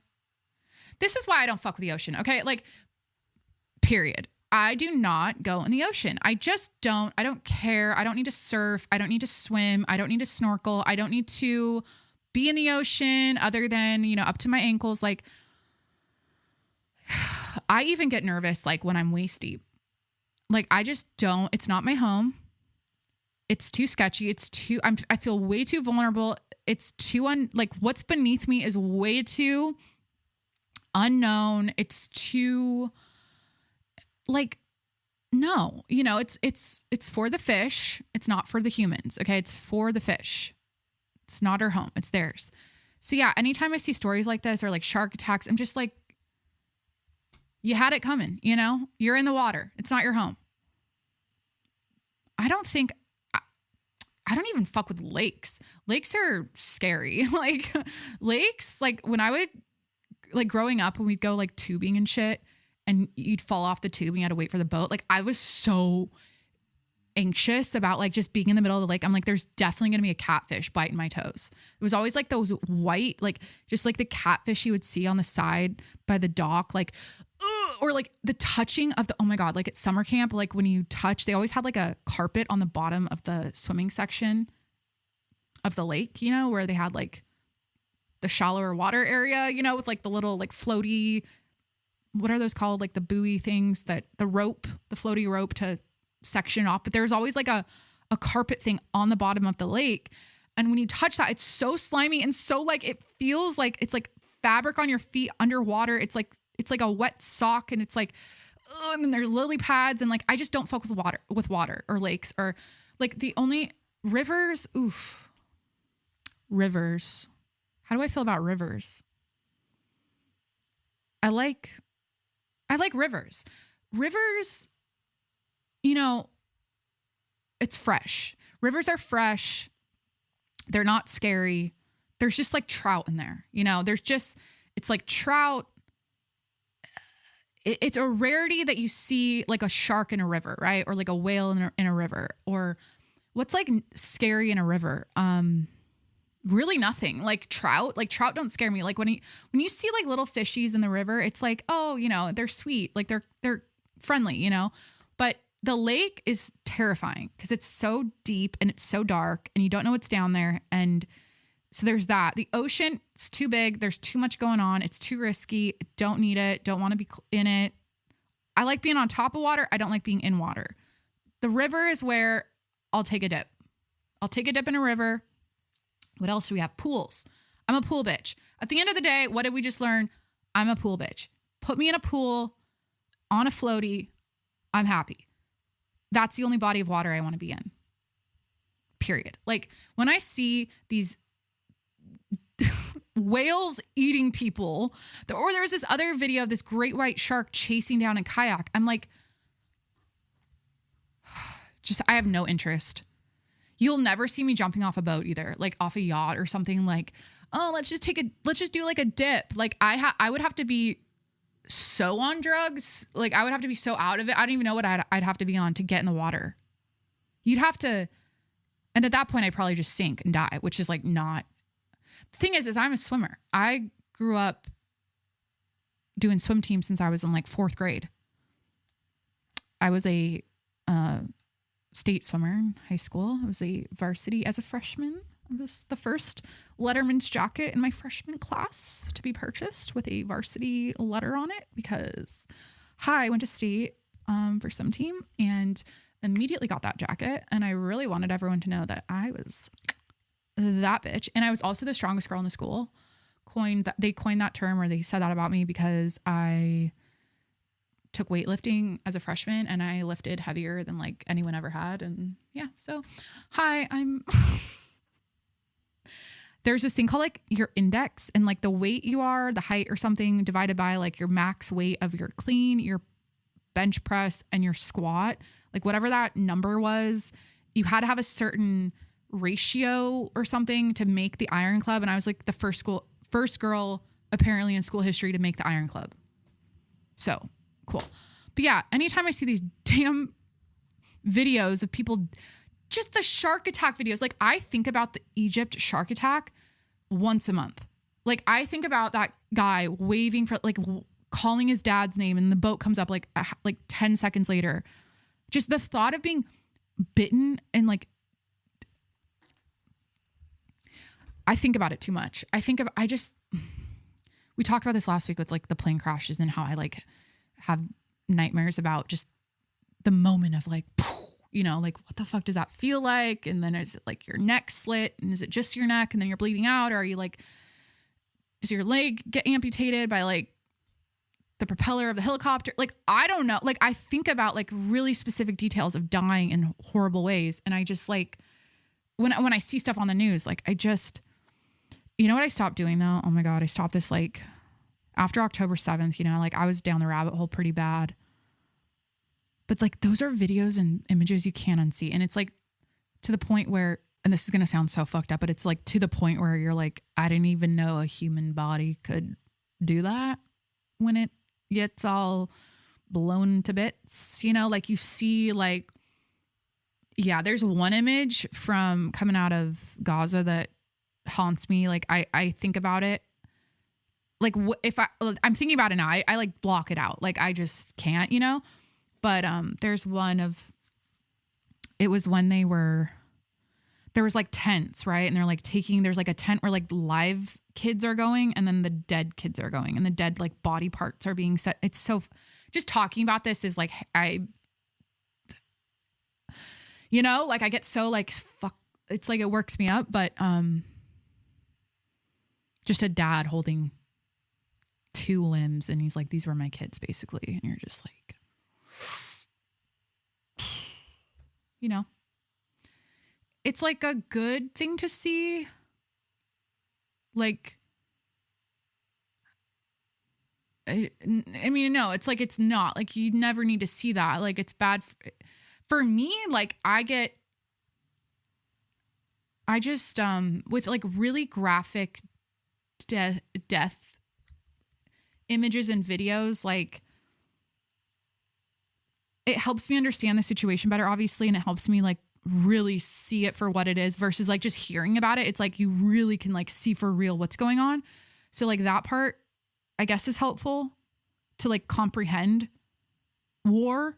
But then for me, I can't unsee these images. Like I get like the flashbacks, you know, I get like, you know, and it's just, I don't know if that's good for the brain, like for me at least. So I don't have a really good relationship with death and dying, by the way. Like, I just don't like thinking about it, talking about it. I feel like for the most part, no one does. But like, for me, it's like, I get really uncomfy and like, yeah. So let's move on. Like, I don't even like talking about the fact that I have a thing with that. So I have, okay. So the Kayaker Luigi statement, we're going to wrap it up with the cut article. Basically, this article came out and then people on Reddit were like, look, we made the news or whatever. They're like, oh, they're talking about us. So it's the cut came out with an article February 12th. It's called Meet the Redditors Who Spend Hours Snarking on Influencers. 5 people explain what they get out of trash talking creators they love to hate. So I've kind of told this story before about my Reddit snark journey or my Reddit snark obsession, or like my unapologetic obsession with reading Reddit snark about influencers and celebrities. Like, I always heard about Reddit. I always knew Reddit was a thing, but I never downloaded the app. I never really dove into it. Like, it was something I heard about, but I never like firsthand, participated in. So I don't know, like a year or so ago, I downloaded Reddit and you get fed like random stuff. And I don't know why I was like getting a lot of like pop culture and like gossip stuff. And I was like, oh, this is like a thing, right? Then I came across like NYC influencer snark, LA influencer snark. And I was like, snark? Like, what's that? Like, I guess when I think about it, like I listen to podcasts and they talk about snark pages a lot. And I'm like, I always hear snark, but I don't know what it means. But then at that moment when I saw these Reddit like pages, I was like, oh, I get it now. So this is people, these pages have anonymous accounts like posting gossip, positive or negative, honestly. Like there's a mix. Usually there's a mix. Mostly probably negative, but they're anonymously commenting on influencers and what they're posting and what they're saying and what they're... So as a creator myself, as a podcast host, I think, and just as someone who is really curious about human behavior and psychology and why people are the way they are, I find it extremely entertaining to see how the public, people that aren't creators, that aren't influencers, how they perceive and how they're receiving what content creators post and like their perception of it. And it's like, because I don't know, I just think it's juicy. It's interesting because, and then my take on it, and something I've always said is that, when people say something about you, there's probably some truth in it, even if it's negative, right? Like you should consider other people's opinions of you. I think it's healthy to do that. I don't think it's healthy to just be a bulldozer and do whatever the fuck you want and not take into consideration your audience, right? Like that's my whole point with Reddit snark. I'm like, if more influencers, if more creators kind of took, swallowed their ego a little bit, sucked it up. Like the thing is about content creation and social media and like putting yourself out there, you have to have a thick skin. You have to accept, and it's not for everyone, right? Like not everyone's cut out for it. Like I feel like most influencers, when they hear about like snark pages and Reddit, they like shut it down. They're like, ugh, I don't read that. Or like, that's so toxic or that's so da-da-da. They like don't want anything to do with it because it makes them feel so disgusted or so bad about themselves or sad. Or they're like, that's a bunch of people with sad lives. And they always are like, oh, I feel so bad for these people that feel like they need to go online and post hate. They always make that statement, which like, I get it. Right. But I feel like you have to have a thick skin. You have to be honestly like just okay. And just like, it's part of the job, like comfortable with people talking shit about you and like saying, because if you think about it, like when you hang out with your friends, when you're talking to your mom, like when you're whatever, hanging with your buddies, your girlfriends, whatever, like we all gossip. It's how we bond, especially women, right? Like we all end up talking about people. We have our little like, we say our little 2 cents about how they are and how they act. And like, that's just a common, like, it's a low vibration, right? It's low energy. It's like low level shit at the end of the day. Like gossip is not the healthiest thing, but we bond over it, right? Because people, we like, but it's a whole like, oh, people who talk about people, there's people that talk about the future and like like like there's like different tiers of like, I don't know. Anyways, that's like a separate thing. That's like a business quote or something. There's like, anyways.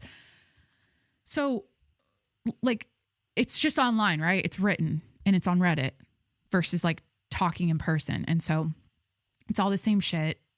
It's just like a trash magazine. Like I used to grow up, my grandparents always had like, what was it? Like OK magazine or like Star magazine, these like newspaper, like tabloid, like gossip mags. At that time, it was like always like pictures of people's cellulite and this person's too skinny, this person's too fat, and this person's getting divorced, and this person had an affair. It was always like that kind of gossip, right? On these magazines. And my grandparents always had them in their bathroom. Like, so I like growing up, I'd always read them. So I compare it to that, right? We all get it. We all know what it is. I don't need to like keep explaining, but my whole take is like, if more influencers, and you got to like be yourself, live your life, do what you're going to do. But I think we need to course correct the cringe in 2025. I think we need to course correct the out of touch, fake, cringe, obnoxious,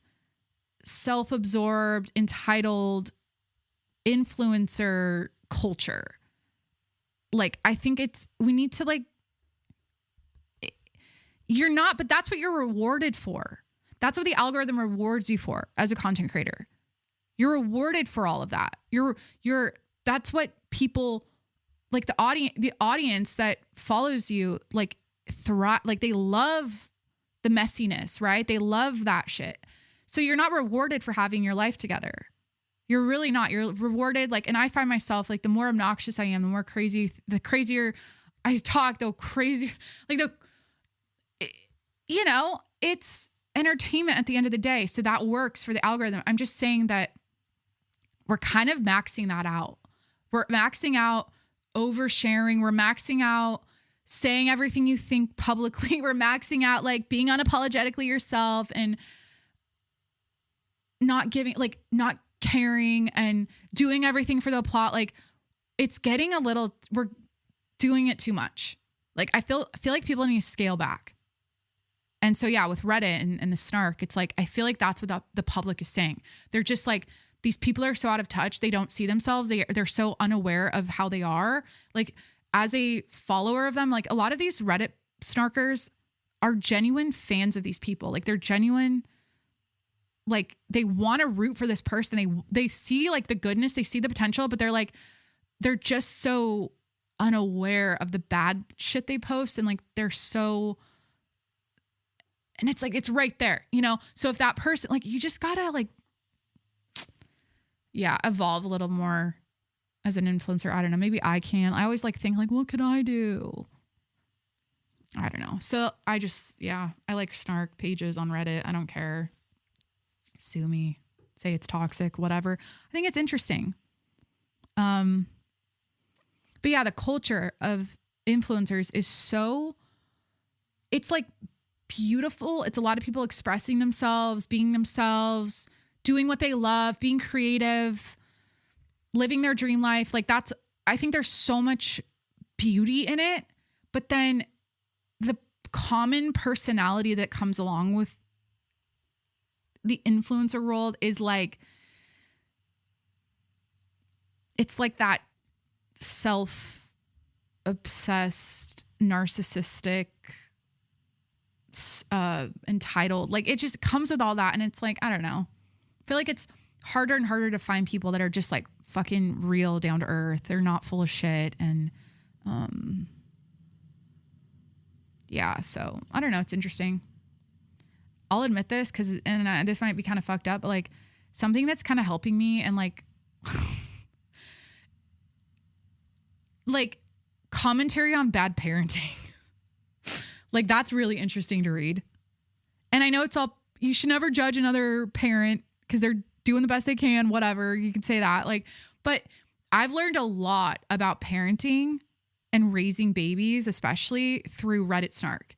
Like the things that I wouldn't think of, or like moms commenting on other moms momming, like is so interesting on Reddit. It's like, ooh, like it gives you an insight into the way people approach, parenting and raising babies and what they deem is appropriate or not. And you learn, you can learn a lot through reading these forums. So I'm into it. I don't care. Is there anything else I could say about it? I think we hashed it out. And I honestly feel like I was very repetitive with that segment. Like I've kind of talked about Reddit snark for a while now. Like I've consistently talked about it. And so I kind of feel like I was repeating myself there, but I even thought of like an angle or like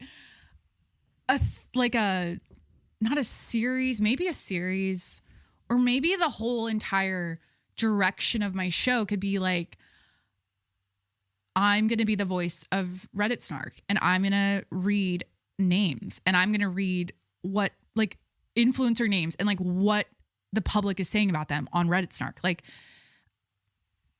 but then it's like, I will burn every bridge to every opportunity that I would ever, like, it's a testy thing to do, you know, it's testy. And I just feel like, and especially with LA influencers, New York influencers, the podcasting world, it's really, I was telling this to Corey and I'm like, people like,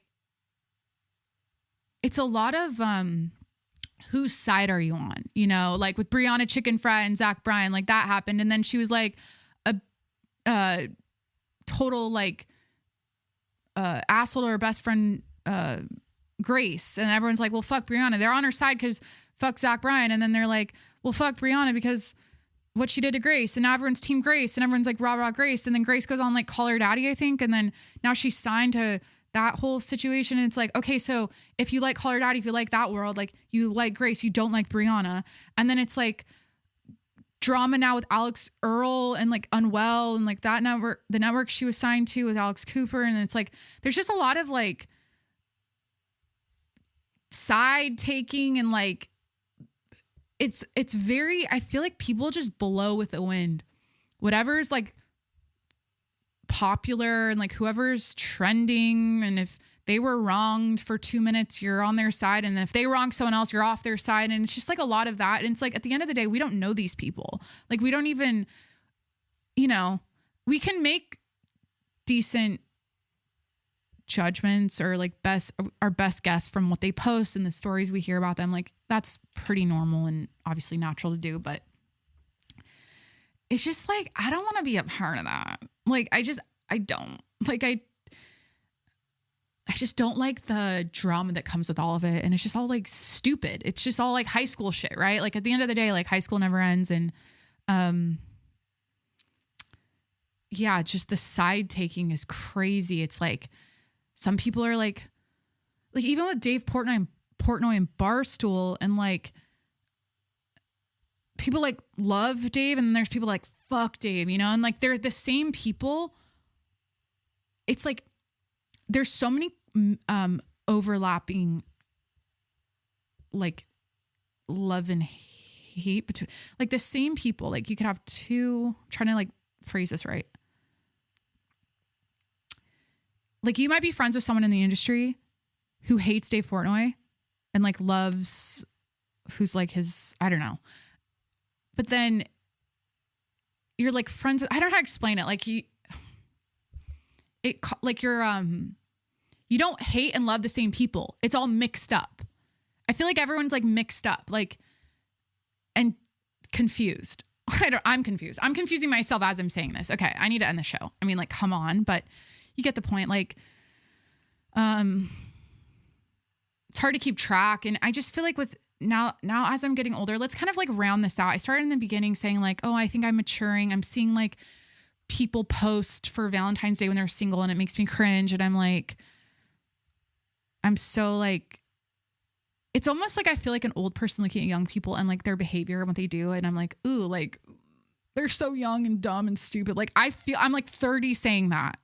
That's like how I perceive it, you know, I think it's because I just see a lot of dumb Southern California shit that's like its own bubble, you know? And it makes me like, I'm like, oh, fuck, you know? Like, oh shit. People really have the Peter Pan syndrome thing here. And it's like, I don't know. I hate the internet. I'm on the internet. I hate the internet. Okay. So this was a interesting show. This was a 1-star episode. I'll admit it. Okay. We're here. We're at the end. How did we rate it? Let's start the show over again right at the end here. This is a 1-star episode. Please hit that subscribe button wherever you're listening right now. I'm on Apple, Spotify, Google Podcast, Stitcher, Breaker, Overcast. Wherever you listen to podcasts, please hit that subscribe button and review the show 1-star while you're there. I'm kidding, but like kind of a mess, but we did it. Episode 393. It's an odd number. I don't like it. Yeah. So hit that subscribe button, review the show 5 stars, please. Honestly, if you made it this far, review the show 5 stars while you're there. Follow me on Instagram and TikTok at Jacqueline Monroe and subscribe to my YouTube channel. This is a video and audio podcast. Subscribe to my YouTube channel, The Jacqueline Monroe Show, over on YouTube. And that's it. Thanks for hanging out on this wonderful Saturday morning. And I hope what's going on? We're midway through Feb. Hope you had a great Valentine's Day.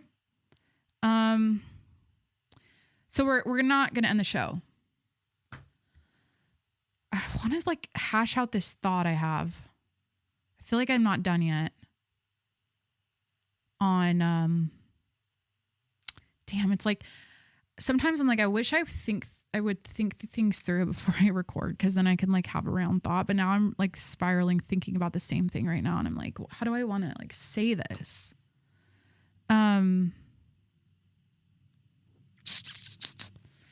I don't know. It's interesting how the world works now with social media. And like my entire dating life, single life, was during the time of Instagram and social media and Snapchat. And like, it's hard. It's like, you can't, it's like you want to be like, I just remember the days when I'm trying to attract a mate. I'm married now. Like, we get that. I've said it a million times. Hi, married, off the market. I'm not available. Like, during the years of me trying to attract a partner, you kind of like fall into this pattern of trying to put your best face and body forward and take hot pics and show yourself online to men. And you're like, look at me. And then that's on your dating profile on the dating app. And like, there's like this rhythm to it all. And I think subconsciously, I feel like I think it's sad when it's like you're doing it way into your 30s, because I'm like, I think I have this like complex with that, because I'm like, I'm like, girl, we've been doing this. You've been doing this since you were 22. Like, give it up. Like, maybe don't go on the internet. I don't know. Like, maybe delete your social media, do a different route, like to get a guy, or like, cause it's like, what are you doing it for? I guess for yourself. I do it for myself. See, here's the spiral. I'm like, I don't know. Sometimes I'm like, we need to hang it up as women. Like, we need to like be more private, be more like reserved, not be as public with how we're trying to attract. I don't know. Cause to me, like, I think it's only if I know the person isn't 21, I'm like, oh, it makes me like, oh, it's kind of sad. But I don't think they think that about themselves. They're just like, oh, I'm hot, whatever. Am I just jealous? They're single and they're like, I don't fucking know. Like, what is this complex? Like, I always have like these internal monologues with myself where I'm like, what is that? And what does this mean? And then it's like, well, why do I care? So with this whole like monologue about like single people being cringe, posting on Valentine's Day, I'm always like, live and let live, do whatever you want. At the end of the day, like, who am I to say anything? Like, I did it too. I still kind of do it. Like, I understand what I post is probably so cringe to so many people. Like, I embrace, I understand that's part of what I do here. But sometimes I'm like, with the dating content, with like, or not content, with like single dating stuff, like The Bachelor, like, it all makes me cringe now. And I think it's just because I'm on the other side. And when I see it, I'm like, oh, it just, maybe to me, it's like, oh, it just comes across so desperate now. I think it's like, I don't like seeing people's desperate single energy because I'm like, oh, like I used to be like that. And I think it makes me disgusted at my younger self. So I'm like seeing myself in these people. I think that's what it is. I'm seeing myself in these people and I'm like, I can't believe I used to be that way. And I'm like, they're going to say that about themselves when they're all like on the other side someday. If they get there, you know, like hopefully like if that's what they want for their life, like we get whatever. But it kind of is that. I think that's what we just figured out, which is kind of like a weird mental. And I'm like, oh, that's maturity, or, oh, that's like how like older people feel about younger people probably. But I'm not necessarily like older. I'm just in a different life chapter.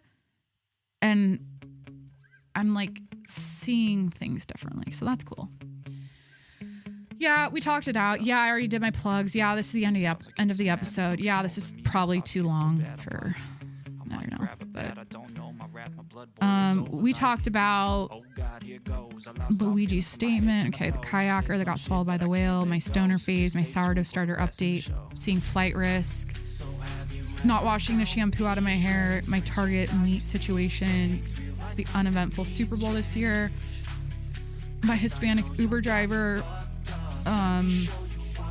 Shane Dawson, Jeffree Star, Reddit Snark, Megan Thee Stallion, getting stoned and looking on rappers' social media profiles. Okay, this is the episode. It is what it is. Thanks for hanging out. Love you. Talk to you next week. Bye.